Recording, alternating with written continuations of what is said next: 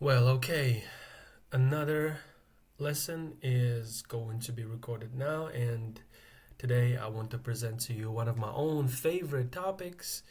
And for some reason, it is somewhat difficult, to a certain extent, difficult for some students because, again, similar to globalization, sometimes understanding consumerism might not be as easy as it seems. So, I explain the concept to you, I write an essay for you, and hopefully, if you ever get any essay on consumerism, you will know exactly what to write. So, day two, video number two. This is the consumerism task two about consumerism, but it's discussion.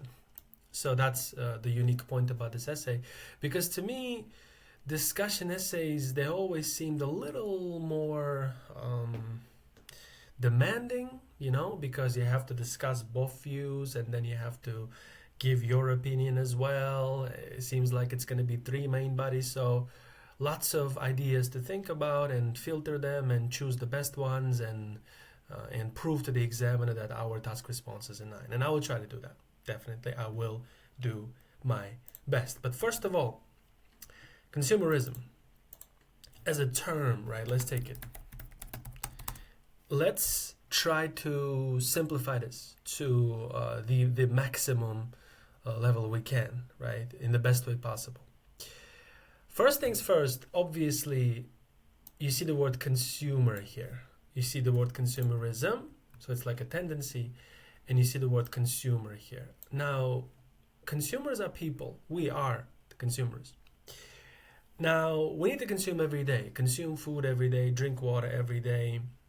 But when they say consumerism, the ism part is more like a way of life. The ism part here is more like this is the habit, this is the tendency, this is maybe even the addiction. That's how we can look at the ism part. Because if we put them together, consumerism is going to be, maybe I can say, culture in which people buy more than, let's say, buy regularly, and often more than needed.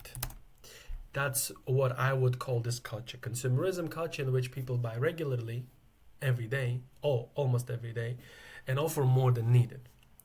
Right. This is a culture, I'm going to say, where wants are more dominant than needs. And maybe it's debatable because some people believe that consumerism is only good. That's why you have these people, good for countries. But other people would say no.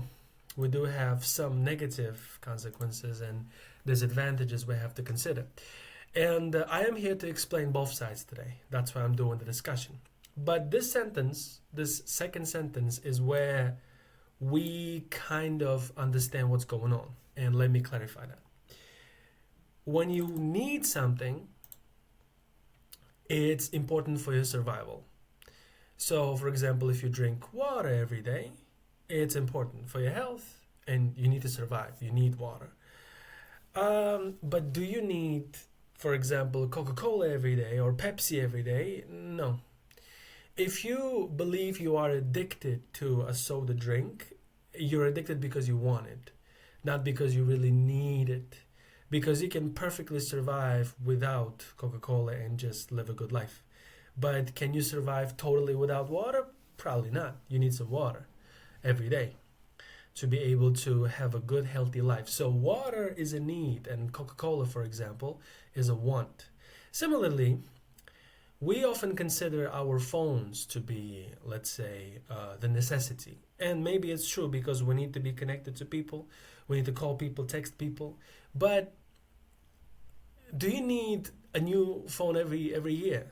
Do you need a new phone with every iPhone release? Probably not.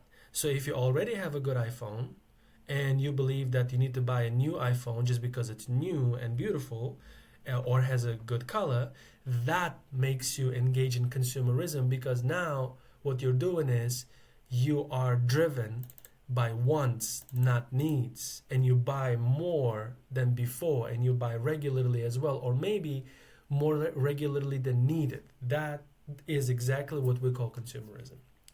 But now, interestingly, you could tell me, okay, so is it always bad?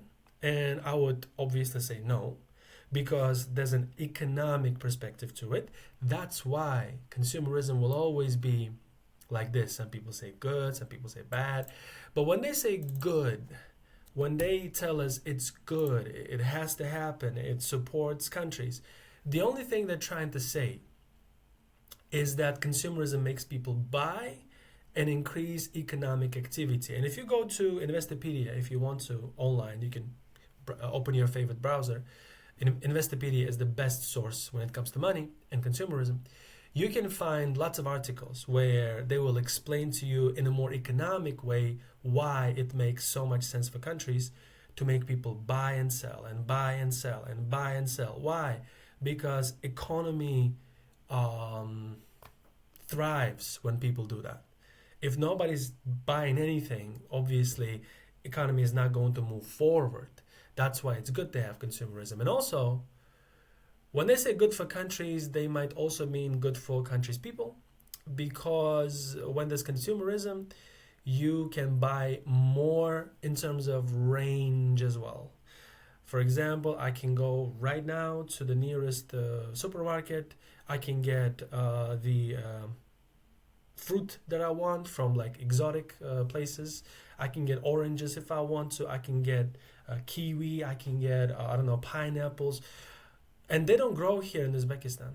They are brought, obviously, from countries where it's possible to grow those products. And that's also consumerism, because now they made it possible for me to buy these products. And it's also economically good for countries to have these relationships where they buy and sell from each other, import and export.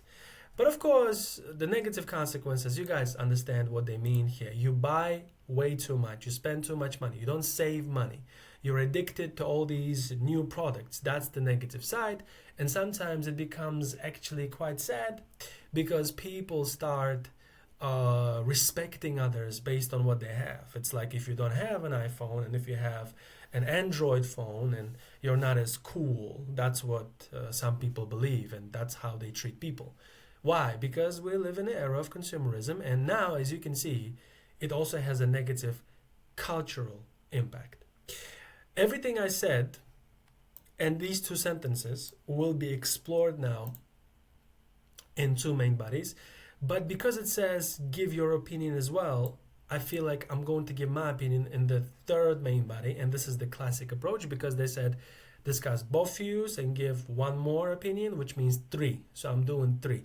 I know some of you still prefer the two main body approach, which is okay if you want to do it, but I want to have three main bodies today, so that means maybe today's essay will be larger than the previous one. So let me delete this. Let's go one by one. First we paraphrase, obviously, and I say,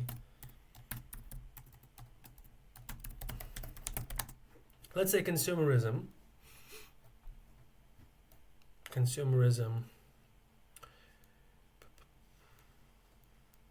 is a controversial phenomenon.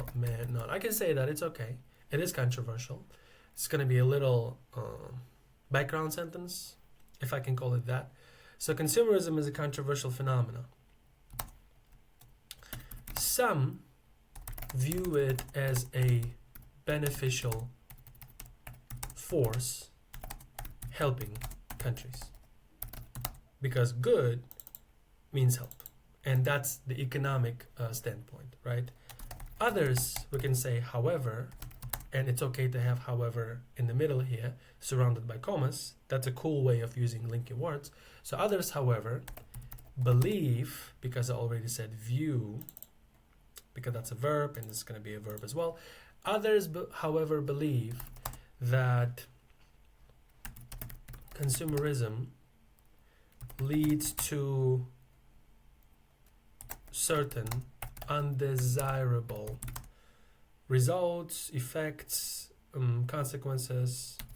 Okay, let's say consequences. There you go. I'm not paraphrasing every word, but I'm paraphrasing like at least half, which is usually good enough for the introduction. And now I need the thesis. And I think what I'm going to say is this. I'm going to say, although this, I already said phenomenon, right? So maybe I should just say, although consumerism, by the way, I don't need to paraphrase consumerism because it's a term.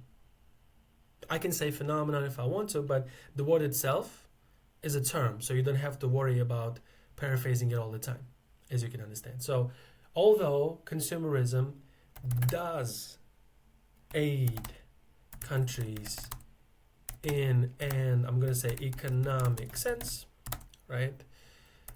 It is generally a negative trend that, let's say, makes people, or let's say it's a general trend that makes people engage in I'm going to use this conspicuous consumption, and I will say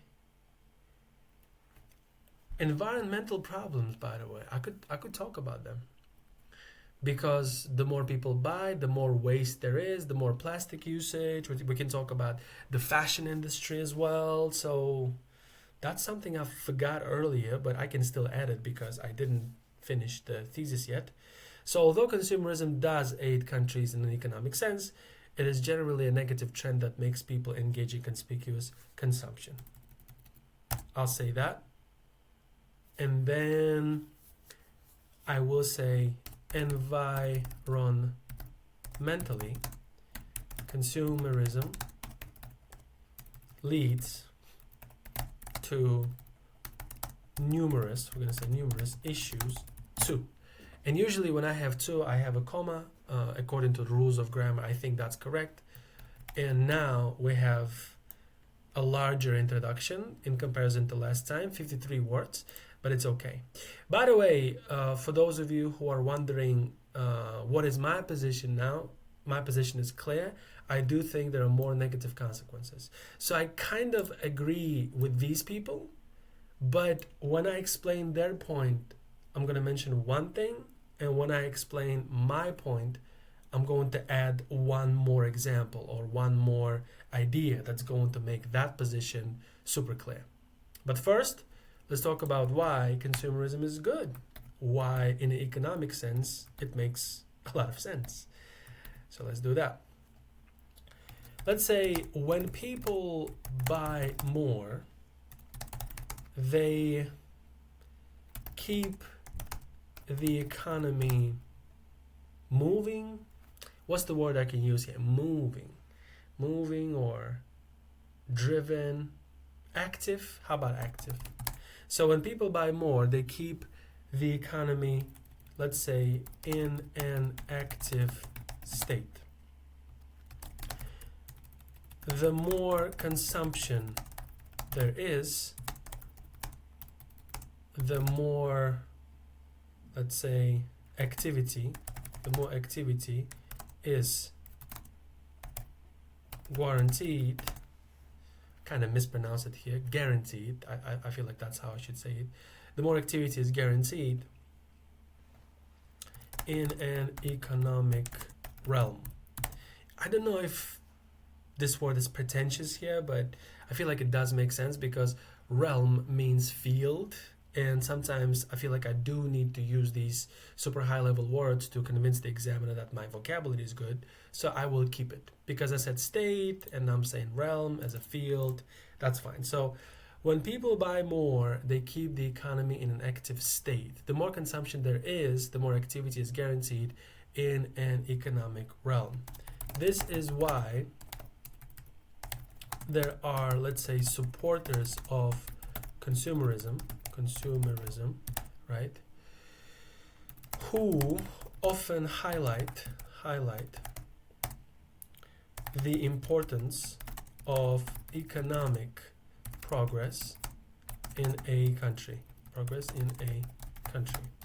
If people do not engage in consumerism, or if people do not participate in this culture of consumerism, they may not contribute, right, to, let's say they may not contribute economically. There you go. You know, this whole thing is interesting because if you read these sentences, you don't really see linking words. Then when you start paying attention, you start seeing them, like if, or some words like when. But that's totally fine because it was more like a description, right?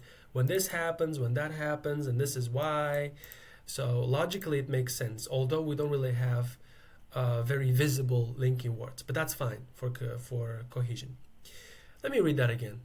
I said, when people buy more, they keep the economy in an active state. The more consumption there is, the more activity is guaranteed in the economic realm. This is why there are more supporters of consumerism who often highlight the importance of economic progress in a country. If people do not participate in this culture of consumerism, they may not contribute economically. Or should I say, they may not contribute to the growth of the country economically. There you go.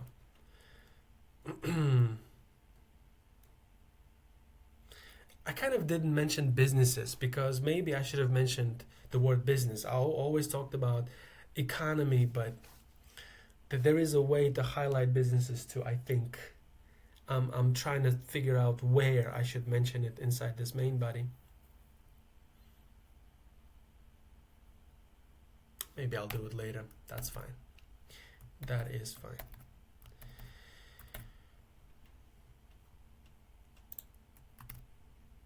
Or maybe in terms of production, consumerism also results in benefits for a country and its people, since there is a bigger variety of products and services available. Finally, I said that business is a product or a service, so finally I found a way to squeeze that in. And this is something I talked about earlier because, like I said, I live in Uzbekistan, which does not grow oranges or pineapples, but if I want to get them, I will. It will take me 10 minutes. I go to the nearest supermarket, I get them. Why? Because there's consumerism going on. We have various business contracts with different companies and different governments around the world. There's import, there's export. We're happy. Super huge variety of products and services here. If there was no consumerism of that sort, then maybe there wouldn't be as much economic collaboration between countries as well. Maybe I should have mentioned that word too, economic collaboration, but that's okay. I kind of implied it here. By the way, a good point that I have to mention, there is not a single pronoun, right? I never said I. I never said me, mine. I don't say that. Why? Because it's not my opinion. If you think about it, I'm describing what these people believe in, as you see. Right, let's go ahead with maybe conspicuous consumption. And by the way, I kind of just wrote it, but I never explained it. But my example was the iPhone. So let me clarify that again. As far as I remember, conspicuous consumption is showing off and consuming to show off what you have. It's a culture of showing off. Conspicuous consumption. You know what? I don't want to tell you any lies. That's why maybe I should go online. I'm going online now. I don't know if Loom is recording that. But over here, if I say conspicuous consumption, just the meaning, I don't need anything else. It says expenditure on or consumption of luxuries on a lavish scale in an attempt to enhance one's prestige. Yeah, sort of. That's what I needed. There's a Wikipedia page here too. And it says In economics, the term conspicuous consumption describes and explains the consumer practice of buying and using goods of a higher quality, price, or in a greater quantity than practical. Then practical. Then practical means then needed. That's all we have to know here.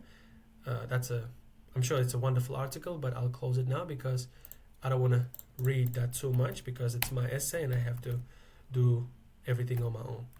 I just wanted to check if I was correct about conspicuous consumption. I am. So now I can say, nevertheless, something for the transition here. Nevertheless, there are many other people who criticize consumerism based on how it changed people in a cultural sense. I said economic sense, economically. It's now time to talk about culture. We need to mention that as well. Right. Now, people are more likely to, let's say, purchase products or use services that they want rather the ones they need. And we can say, in other words, instead of practical use or habits, we could say that too, instead of practical use, people often buy to show off, right? Or maybe to flaunt their wealth. People often buy to flaunt their wealth or showcase prestige. That's a good word. The one that we saw in the Wikipedia article. If Loom recorded it, I'm not sure. I'll check that later.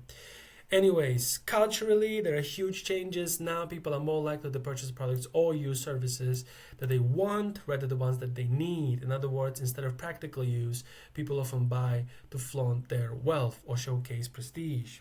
For instance, instead of a regular phone for let's say $300, right? People are likely to buy the one that costs more and change it annually. You know what I'm talking about? You know where I'm going with this? There are many companies and brands you can make examples with, and I just used the price range as the example, and I'm saying the price is bigger, and it's also regular purchase. Every year you change that phone, every single year, for a variety of reasons. And we can say the same example can be made in relation to many other products and markets. Meaning people's habits, shopping and consumption habits changed drastically, which as far as I remember means dramatically. It's the culture, ladies and gentlemen. Habit is the culture. Showing off is a culture, okay? That's what I mean here. By the way, again, no pronouns. I just said other people said that, but now I have my own opinion too. And guess what? Environmentally, I feel like in my view, I can say in my view, I believe consumerism is mostly a detrimental development, not because of, let's say, not only that's gonna be a good grammatical choice, not only because of its impact on people's culture, right, of spending. Yeah, so not only because of its impact on people's culture of spending, but also because of its environmental impact. There you go. Nice. And now we can use another example here. The fashion industry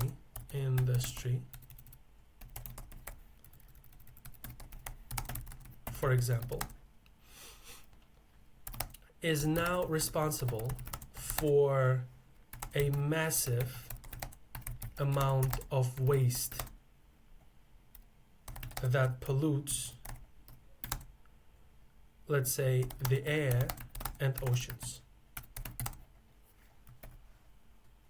So the fashion industry, for example, is now responsible for a massive amount of waste that pollutes, let's say, the environment, pollutes the environment. The reason why this happens is because of the fashion industry's marketing campaigns, movements, right? That often encourage people to buy more clothes than needed. There you go. And we can say, in the long run, this can be one of the main reasons why the world suffers from waste crisis. So in the long run, like in 20 years, we can look back at the fashion industry and its practices and just say, hey, this is one of the biggest reasons why we have so much waste on this planet, because they made people buy and buy and buy and buy for absolutely no reason. I'm not saying I'm perfect here and that I don't buy clothes. I love clothes. I can buy something tomorrow if I really want to, but logically, if you think about it, there are certain pieces you need and certain pieces you just wear for one time and never again. So, logically, we can definitely mention the fashion industry here as a good example for this main body, which is my opinion that supports this opinion, but because of a different reason. We already have 335 words here. I have to wrap this up. In conclusion, we can say, while consumerism helps the development or aids, or maybe I should just say helps countries grow economically. There you go. So while consumerism helps countries grow economically, it is dangerous in other specific ways. Mostly, it is the environment and people's spending habits that are significantly affected. And when I say it is, I'm using, I guess it's called a cleft sentence, like the emphatic it is, that highlights it is the environment and is the people's spending habits that are significantly affected. Now, it's going to be 363 words. 363 words. 3 main bodies over here.